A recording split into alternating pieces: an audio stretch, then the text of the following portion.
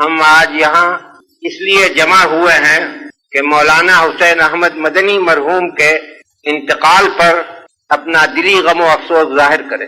مولانا مرحوم نے ملک کی جو شاندار خدمتیں کی ہیں ان کی بڑی قدر و قیمت ہے، اور وہ اس درجہ شاندار ہیں کہ ہم انہیں فراموش نہیں کر سکتے۔ ابھی ان کی عمر بہت چھوٹی تھی کہ ان کے والد اپنے وطن فیض آباد کو چھوڑ کر حجاز چلے گئے، اس خیال سے کہ اپنی زندگی کے آخری دن مدینہ منورہ میں بسر کریں۔ یہ بھی ان کے ساتھ چلے گئے۔ جو لوگ حجاز چلے جاتے ہیں ان میں اکثر ایسے ہوتے ہیں کہ جو اپنے گزارے کے لیے وہاں کے جو کچھ اوقاف ہیں اس پر اعتماد کرتے ہیں، لیکن ان کے خاندان نے ایسا نہیں کیا۔ انہوں نے وہاں مدینے میں بساتی کی ایک دکان کر لی تھی، اور اس سے جو آمدنی ہوتی تھی اس سے اپنے خاندان کا گزارا چلاتے تھے۔ اسی حالت میں انہوں نے تعلیم حاصل کی، تعلیم کے سلسلے میں ہندوستان آئے، پھر یہاں سے واپس مدینہ منورہ گئے اور وہاں پڑھنے پڑھانے میں مشغول رہے، لیکن اس وقت تک سیاست سے ان کا کوئی تعلق نہ تھا، پڑھنے پڑھانے میں تھے۔ سن 1916 میں جب مولانا محمود الحسن دیوبندی مرحوم حجاز گئے تو یہ وہ زمانہ تھا کہ آپ لوگوں کو یاد ہوگا کہ شریف مکہ برٹش گورنمنٹ سے مل کر بغاوت کا انتظام کر رہا تھا۔ چنانچہ ان کی موجودگی میں شریف نے بغاوت کا جھنڈا بلند کیا۔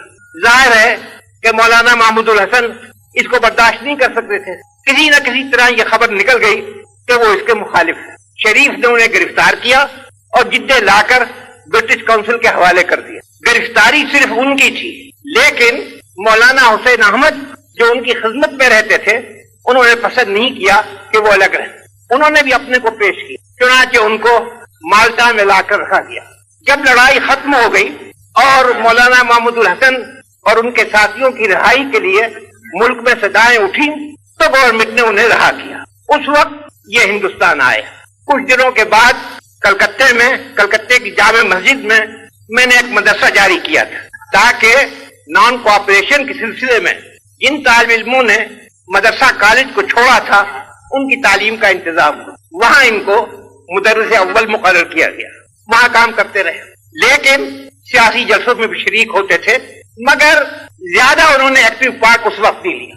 لیکن سن 1930 کے بعد انہوں نے اپنے تئیں آزادی کی لڑائی کے لیے وقف کر دی، اور کانگریس کی کوئی تحریک ایسی نہیں ہوئی کہ جس میں انہوں نے مردانہ وار حصہ نہ لیا ہو اور شاندار قدم نہ اٹھایا۔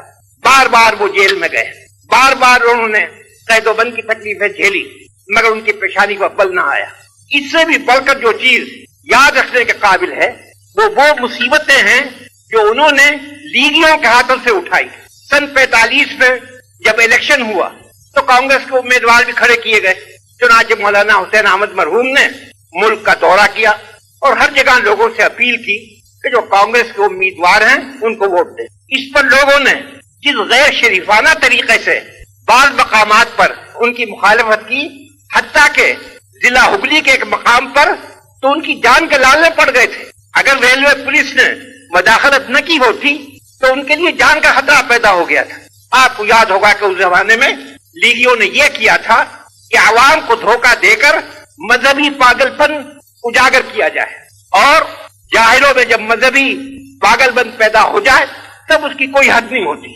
ان کو مقابلہ کرنا پڑا، لیکن یہ اپنی جگہ پہاڑ کی طرح قائم رہے، ایک منٹ کے لیے ان کی استقامت میں تزلزل نہیں۔ پھر اس کے بعد یو پی کا انہوں نے دورہ کیا، وہاں بھی بعض مقامات میں پتھر پھینکے گئے، لیکن وہ اسی طرح اپنی جگہ قائم رہے، اور جو انہوں نے روش اختیار کر لی تھی اور جس کو وہ اپنا ایمان سمجھتے تھے اس پر برابر قائم رہے، اور آخر میں دنیا سے گئے تو اسی یقین اسی استقامت کے ساتھ گئے۔ ان کی ذات بہت مغتنم تھی، ان کا انتقال ایک قومی نقصان ہے، اور مجھے یقین ہے کہ آپ سب لوگوں کے دل میرے ساتھ ہوں گے جب میں یہ کہتا ہوں کہ ہم ان کی وفات کو ایک قومی نقصان سمجھتے ہیں، اور ان کے لیے درگاہ خداوندی میں دعا کرتے ہیں کہ اللہ تعالی ان کی روح پر اپنی رحمت نثار کرے۔